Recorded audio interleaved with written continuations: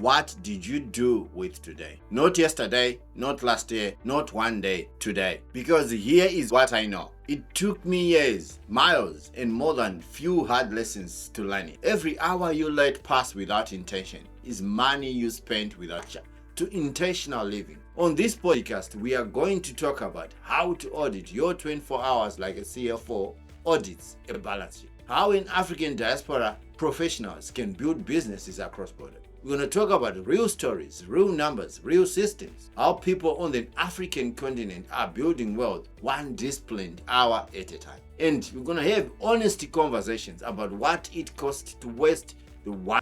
Every week on this channel, I'm going to bring you tools, stories, frameworks, and honest conversations that will help you see your hours differently.